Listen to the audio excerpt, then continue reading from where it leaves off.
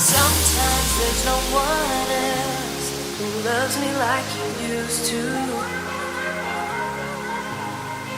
Sometimes we're not ourselves. There's no one I can turn to. And I know all the feelings that we shared are in the past. And I know your relationships are never meant to last. And I'll take some time, but I'll be alright. We're moving on, we're moving on. I know time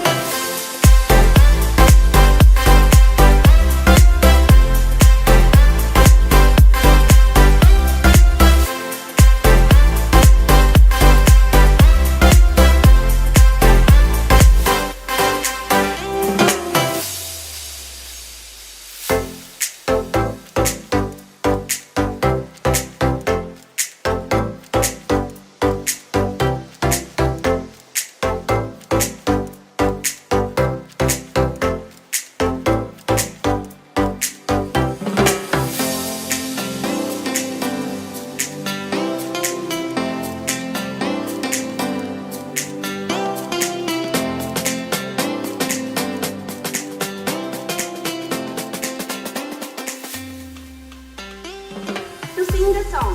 Sir, please come on to the dais.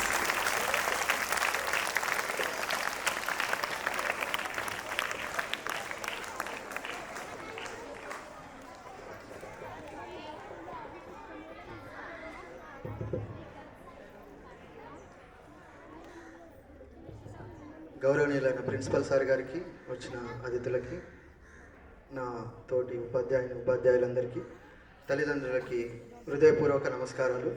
కోసం రాలిన సురగోళాలెన్నో, ఈ మానవ రూపం కోసం జరిగిన పరిణామాలెన్నో, భూగోళం పుట్టుక కోసం రాలిన సురగోళాలెన్నో, ఈ మానవ రూపం కోసం జరిగిన పరిణామాలెన్నో,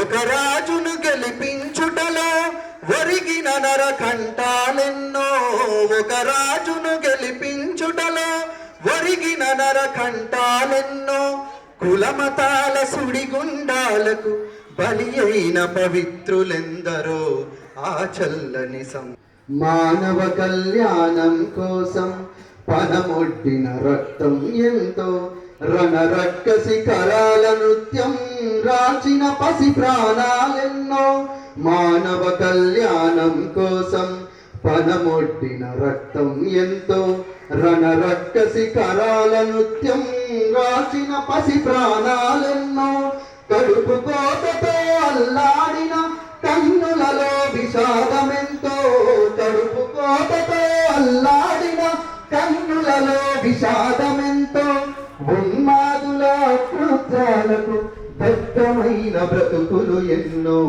ఆ చల్లని సముద్ర గర్భం దాచిన బడబానలమెంతో, ఆ నల్లని ఆకాశంలో అనిపించని కాలాలెప్పుడో, అన్నార్థులు అనాథలుండని ఆ నవయుగమదెంత దూరం, కరువంటూ కాటకమంటూ కనిపించని కాలాలెప్పుడో, పసిపాపల నిదుర కనులలో ముసిరిన భవితవ్యం ఎంతో, పసిపాపల నిదుర కనులలో ముసిరిన భవితవ్యం ఎంతో, గాయపడిన కవి గుండెలలో,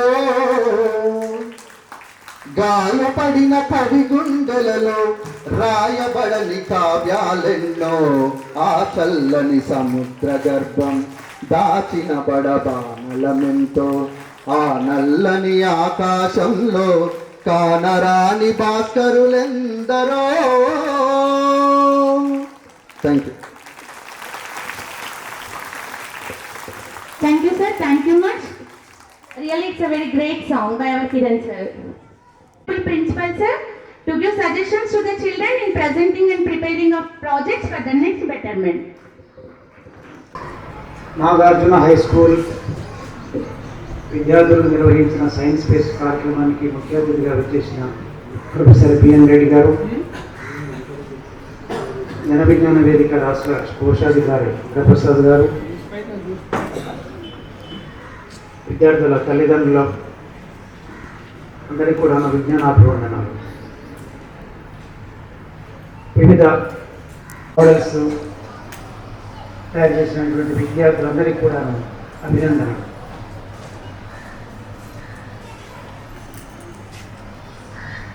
ప్రతి సంవత్సరం ఫిబ్రవరి 28 మనం నేషనల్ సైన్స్ డే జరుపుకుంటాం.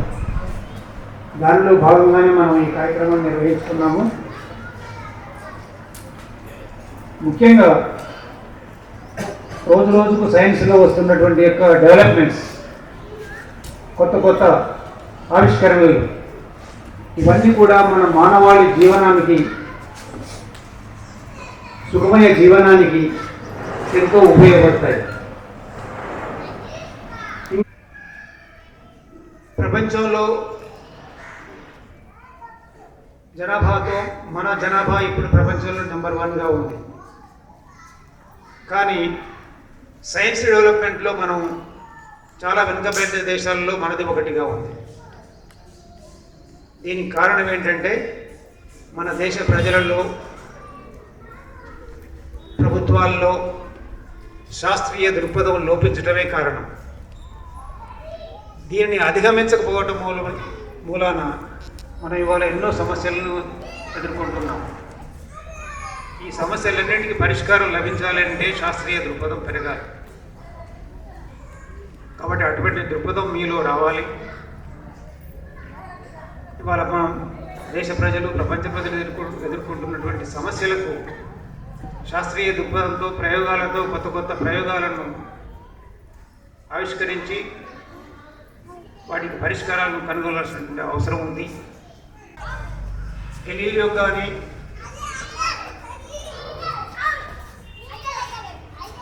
బ్రూనోను మతపరమైనటువంటి మూర్ఖులు గెలీలియోను జైల్లో బంధించి నానా హింసించారు.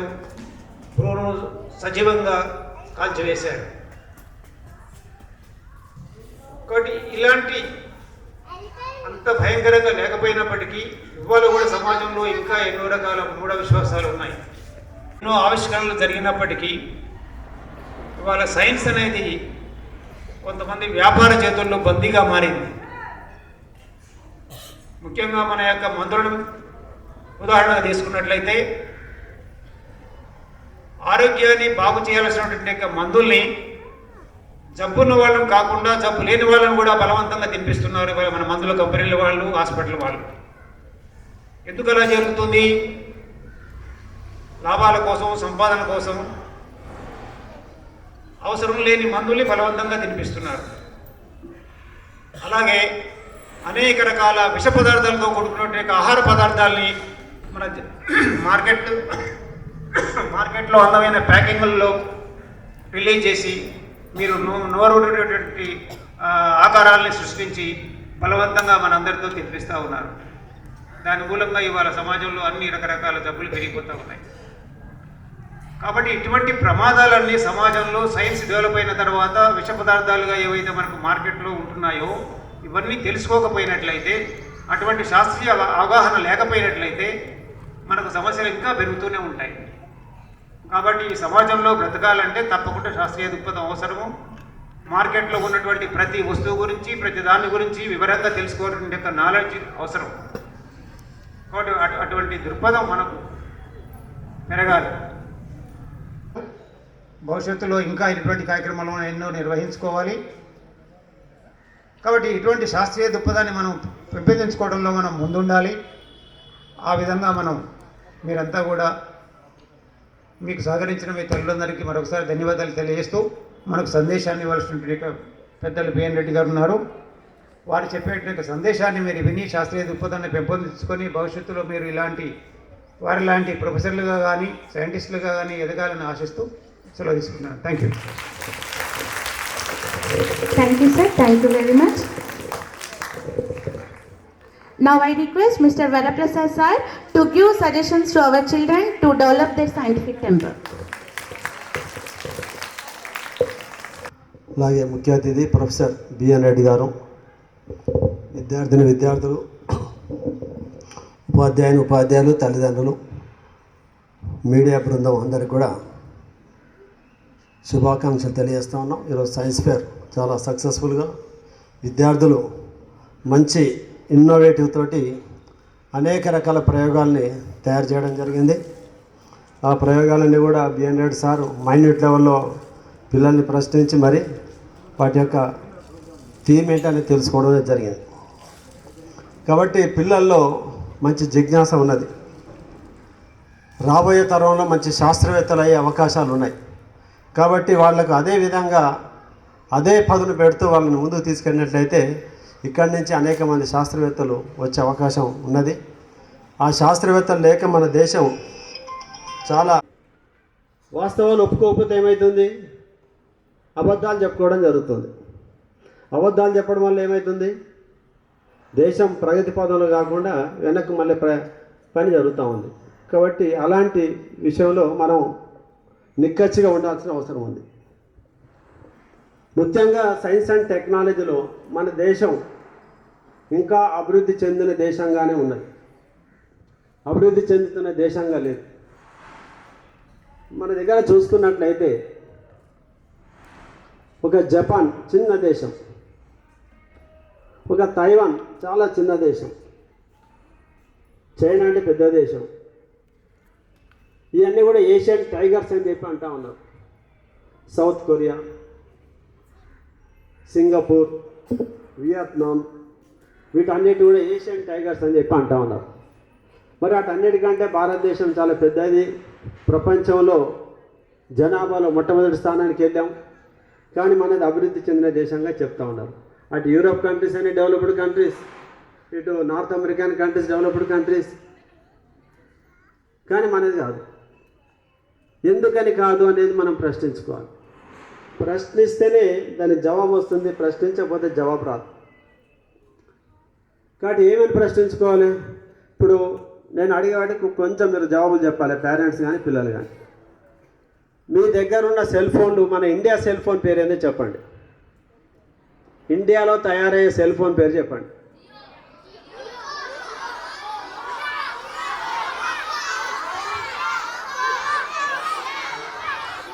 Vivo China, Nokia south Korea, Vivo China, Oppo China, ఇంకా ఎంఐ చైనా, టెలికాన్ కూడా కాదు. పార్టీస్కి వచ్చాడా అసెంబ్లీ చేస్తూ ఉన్నారు. కాబట్టి ఎక్కడ లేదు. ఒక టీవీ పేరు చెప్పండి, మన ఇండియాలో తయారయ్యే టీవీ పేరు చెప్పండి.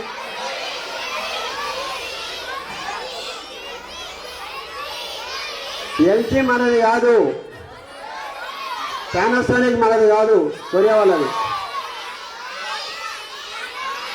వీడియోకాన్ కాదు, శాంసంగ్ కాదు, నోకియా కాదు. నోకియాలో టీవీలు లేవు, ఫోన్లు ఉన్నాయి. కాబట్టి మీరు పిల్లలు ఆగండి, పేరెంట్స్ని అడుగుతున్న, పేరెంట్స్ చెప్పండి. ఎవరన్నా ఒక మన ఇండియాలో తయారయ్యే టీవీ పేరు చెప్పండి. Parents and teachers. సోనీ చెప్పండి అమ్మా. ఉన్నాయి కానీ అవి తెలియదు.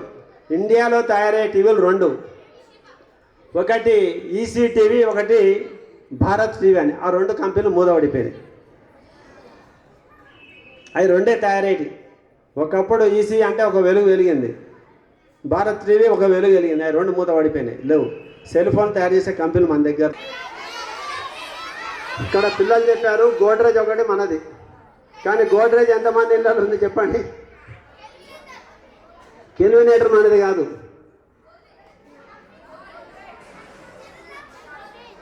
కాబట్టి మొత్తం ఫ్రిడ్జ్లు కూడా మన ఇంట్లో జర్మనీ పెన్, ఇది అందరి మధ్య ఈ పెన్లే వాడుతున్నారు. పెన్ బాగా పడుతుంది చెప్పేసి. తర్వాత రినాల్డ్స్ అని చెప్పి చాలామంది వాడతారు. రినాల్డ్స్ మన ఇండియాది అనుకుంటారు, మన ఇండియాది కాదు, సౌత్ కొరియా వాళ్ళది. ఓకే, సైలెంట్, వెరీ గుడ్, బాగా చెప్తున్నారు మీరు. కాబట్టి మిక్సీలు కూడా అన్ని వీడియోకాన్ మిక్సీలు వచ్చేసినాయి, ఇంకేమో వచ్చినాయి. కార్లు కూడా మన ఇండియా ఏంటి, టాటా ఒకటి మనది, వ్యాగనారు మనది కాదు, Wagon R Maruti. Okay, good good good, very good very good. Silence. గెలిచింది సునీత వరప్రసాద్ పెట్టుకున్నాం. అప్పటి వరకు ఆమె పేరు చెప్పాం మనం. ఎప్పుడైతే లీడర్ అవుతుందో అప్పుడు సునీత వరప్రసాద్ పెట్టుకుంటాం. ఎమ్మెల్యేని అనుకో సునీత వరప్రసాద్ ఎమ్మెల్యేని పెట్టుకుంటాం. కార్పొరేటర్లు అందరూ కూడా, ఎమ్మెల్యేలు ఎంపీలు అందరూ కూడా ఇప్పుడు వాళ్ళ పేర్లు ఎప్పుడైతే గెలుస్తారో రిజర్వేషన్లు వాళ్ళు గెలిస్తే వాళ్ళని కూడా అక్కడ డామినేట్ చేసి పేరు పెట్టుకుంటున్నారు. సరే, పెట్టుకున్నట్లే మన దగ్గర కూడా మన వాళ్ళు ఏం చేస్తున్నారంటే మారుతి మనది, సుజుకి మాత్రం జపాన్ వాళ్ళది. మారుతి సుజుకి అంటే మారుతి మా భార్య అయితే నేను భర్తను అయిపోతాను అన్నమాట దానికి. మారుతి సుజుకి, మారుతి మనది, సుజుకి జపాన్ ఉంది. హీరో హోండా, హీరో మనది, హోండా బయట దేశం వాళ్ళది. అట్లా అన్నీ వీటిని జాయింట్ వెంచర్స్ అంటారనమాట. ఇట్లా జాయింట్ వెంచర్స్ కింద అనేకం కంపెనీలు కూడా ఈ విధంగా వచ్చేసినాయి. అంటే ఏదైతే చిన్న చిన్న దేశాలు తమ టెక్నాలజీని తమ సొంతం చేసుకున్నాయో ఆ దేశాలు మొత్తం ఏషియన్ టైగర్స్ కింద వెలుగుతూ ఉన్నాయి. ఏ దేశాలైతే టెక్నాలజీ లేకుండా టెక్నాలజీ మన దగ్గర తీసుకొచ్చి వాటి అసెంబ్లీ చేసి స్క్రూ డ్రైవర్ తోటి ఫిట్టింగ్ చేసి make in India, made in India అని కొట్టి అమ్ముకుంటున్నారో అవన్నీ అభివృద్ధి చెందుతున్న దేశాలుగా ఉన్నాయి. అర్థమైందా? మనం ఓన్లీ స్క్రూ డ్రైవర్ టెక్నాలజీ వాడుతున్నాం. మనం అక్కడికి వెళ్ళి తేవాలి, ఫిట్ చేయాలి, పేరు మాత్రం made in India, make in India అని కొట్టుకోవాలి, అమ్ముకోవాలి. అవి డెవలప్డ్ కంట్రీస్, మనం అండర్ డెవలపింగ్ కంట్రీస్ కింద మనం పోతాం. ఇప్పుడు తైవాన్ ఉంది. జంగిల్ బుక్ రాసినందుకు అది బాగా పాపులర్ అయిపోయింది. దానికి అతను నోబెల్ పురస్కారం ఇచ్చింది. ఆ 6 మిత్రుల్ని మీరు ప్రతిరోజు పలకరించినట్లయితే మనం ఈరోజు ఏం చేయాలి అనే ప్రశ్న, ఈ 6 ప్రశ్నలు కనుక మీరు గుర్తుపెట్టుకున్నట్లయితే 6 ప్రశ్నల్లో నుంచి వేల కొద్ది జవాబులు వస్తాయి. ఆ వేల కొద్ది జవాబులతోటి ఈ రోజు చేసిన సైన్స్ ఫేర్లు ఇంకా అనేక క్రియేటివిటీతో మీరు చేయగలుగుతారు. ఆ విధంగా చేయడంతో కొత్త ఇన్నోవేషన్స్ కనుక్కుంటారు. కొత్త ఇన్నోవేషన్స్ కనుక్కుంటే వాటికి పేటెంట్ తీసుకుంటారు. వాటి పేటెంట్ తీసుకున్నట్లయితే ఈ యొక్క ప్రపంచంలో నా పేటెంట్ నా దగ్గర ఉంది, మీకు కావాలంటే నా దగ్గర వచ్చి తీసుకోండి అని చెప్పగలుగుతారు. అప్పుడు భారతదేశం ప్రపంచంలో కూడా ఉన్నతమైన స్థాయిలో ఉంటుంది. ఆ విధంగా ఈ 6 మిత్రులు మీరు ఎప్పుడు కూడా మర్చిపోవద్దని చెప్పి తెలియజేస్తూ ధన్యవాదాలు. To our students. Now we are excited to hear some words by our today's chief guest, Mr. B.N. Reddy Garu. So, sir, I kindly request you, sir, to share your important words with us. Principal cum correspondent Kishan Rao Garu and my colleague in Jin Vijnana Vedika, Varaprasad Garu, and dear faculty members, parents, and my dear students. Greetings from my side, also from my organization Jin Vijnana Vedika. Just I went round in 2 or 3 rooms. I saw few science exhibits. Excellent. 50% of the exhibits are more than the expected. Because I am associated with the Inspire program for the past 14 years or so, I am involved in the best project or prototype. So we should adopt some technique to select the best one. So we will ask, what is the use? How much you have spent? Is it economically viable? No, it is already there. So we will try to extract maximum information about the project he or she made. ఇంతకుముందు sir మాట్లాడుతూ చెప్పారు, చూశాను కొందరు. చూస్తే kid 7th 6th class ఉన్నారు. కొన్నిసార్లు వాళ్ళని ఇబ్బంది పెట్టాలనేది కాదని అలాంటి క్వశ్చన్స్ చేస్తే కూడా ఎలాంటి ఆన్సర్ వస్తుందో తెలుసుకోవడం కోసం చేస్తాం. సార్ ముందు చెప్పారు, భారతదేశము ప్రపంచంలో అత్యధిక జనాభా గల దేశం ఏది? ఎవరన్నా కోరస్గా కాదు, ఎవరో ఒక్కరు చెప్పండి. Highest populated country in the entire world.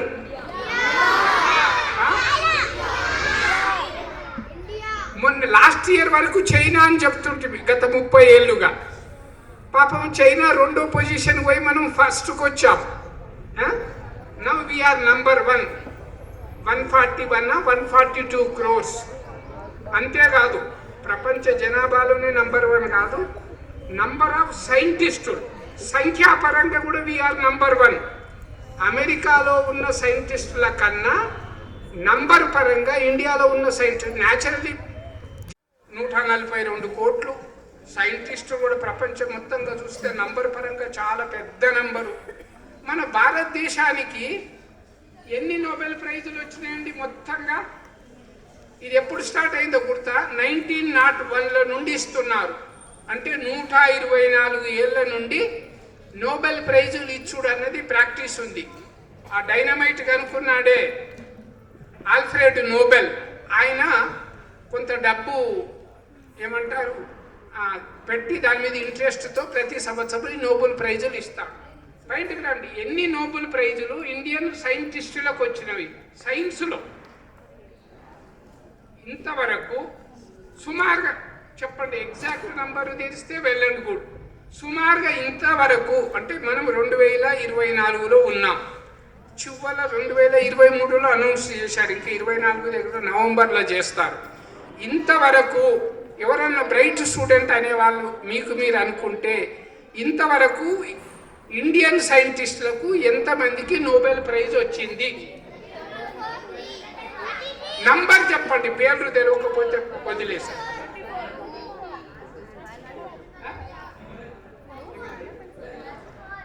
ఇక్కడ పక్కనున్న ఆయన సైజులో పెద్దగా ఉన్నాడు కానీ 12 అంటున్నాడు. చెప్పాను కదా, భారతదేశంలో జనాభా ఎక్కువ, సైంటిస్టులు ప్రపంచవ్యాప్తంగా చూస్తే సంఖ్యాపరంగా ఎక్కువ. మరీ 12 అంటున్నాడు పరువు తీసే రకంగా.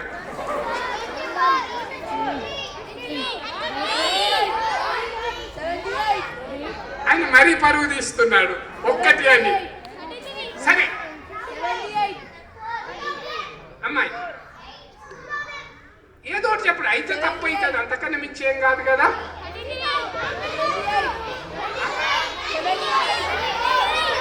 నవంబర్ 28 నాడు ఏం చేశాం మనము? నేషనల్ సైన్స్ డే జరుపుకున్నారుగా. జరుపుకోకుండా నేషనల్ సైన్స్ డే ఎందుకు చేసుకుంటాం? National science day CV Raman పెళ్లి రోజా, పుట్టినరోజా?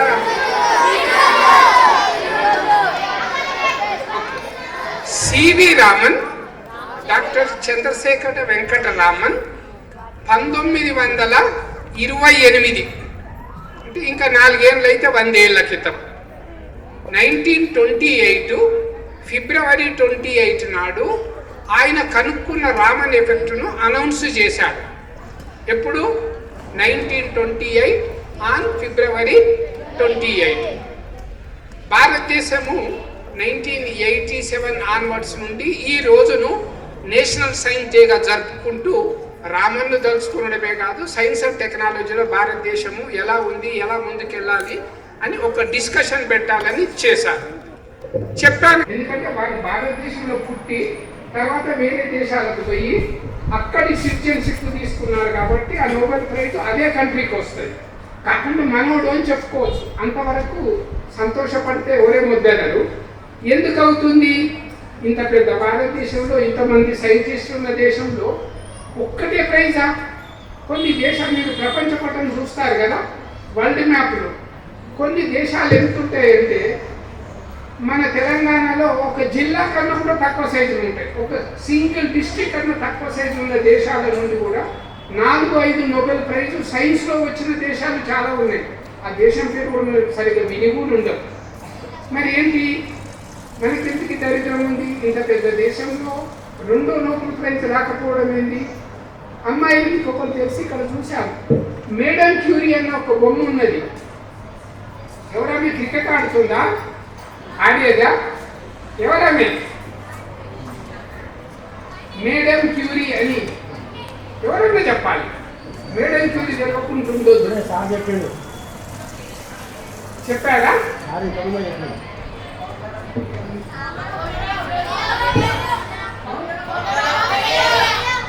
సరే, మేడం క్యూరీ సైంటిస్టు, ఎందుకంటే దానికి సాధ్యమవుతుంది. ఈ మాయ మాటలతోటి కాదు, ఖచ్చితంగా మరో 10 ఏళ్లలో భారతదేశానికి 2వ నోబెల్ ప్రైజు రావాలని మీ అందరి తరఫున కోరుకుందాము. దానికి తగ్గట్టుగా మీరు ఫ్యూచర్ అంతా మీ చేతిలో ఉంది. ఖచ్చితంగా శ్రమ పడితే అద్భుతాలు చేసే శక్తి సామర్థ్యాలు ఉన్నాయని మరొకసారి తెలియజేస్తూ ఈ అవకాశం ఇచ్చిన మీ అందరికీ ఒక్కసారి ధన్యవాదాలు.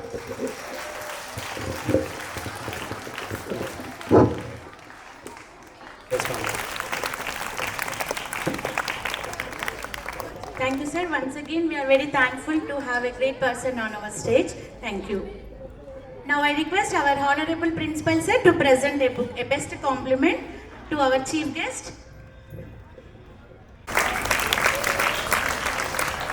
The best compliment from our sir.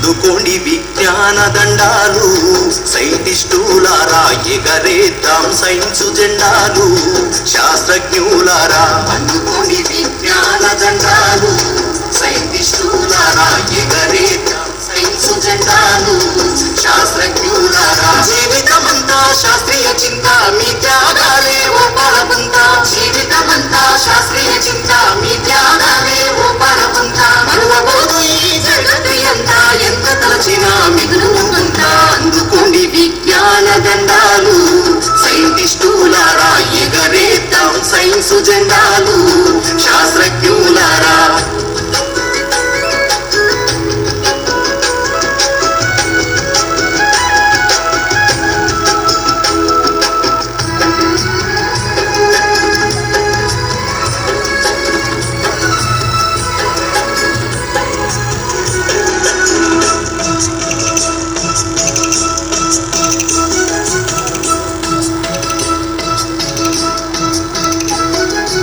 Aryabhatta భాస్కరుడు చరకుడు సుశ్రుతుడు Bruno Copernicus Newton Darwin Galileo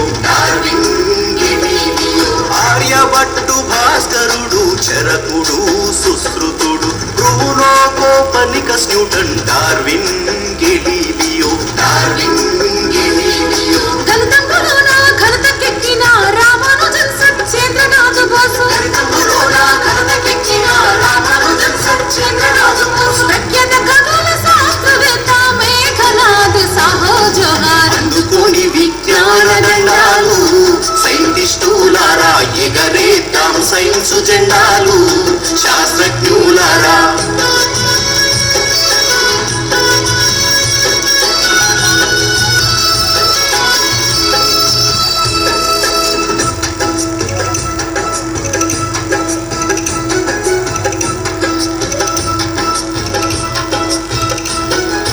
Nobel బహుమతి భారత రత్న అందుకున్న అగ్రగణ్యులు, సముద్రము నీలి రంగులో ఎందుకు కనబడునో కనిపెడితిరి,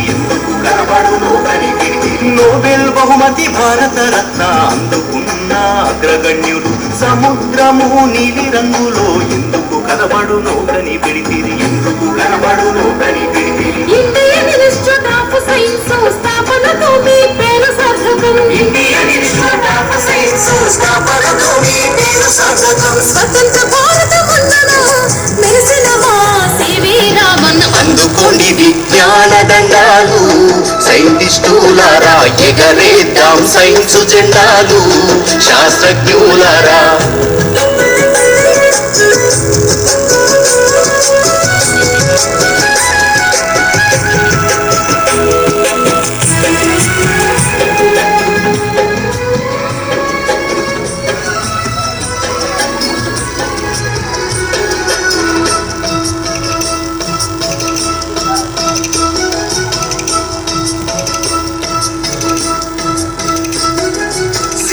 రామంతో పని చేసిన వాతావరణ శాస్త్రవేత్త, పవన శక్తి సౌర శక్తి తయారీలో పేరు పొంది,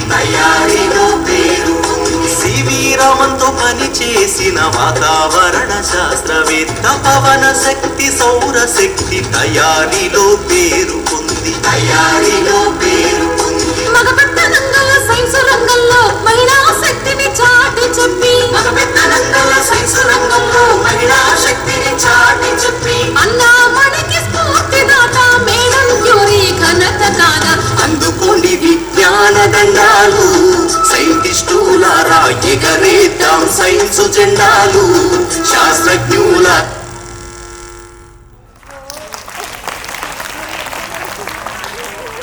Prasad sir and our honorable principal sir, and my special thanks to our parents who has given a back support to the children, and I am very pleased to convey thanks to our science teachers who did a great hard work to make the projects successful.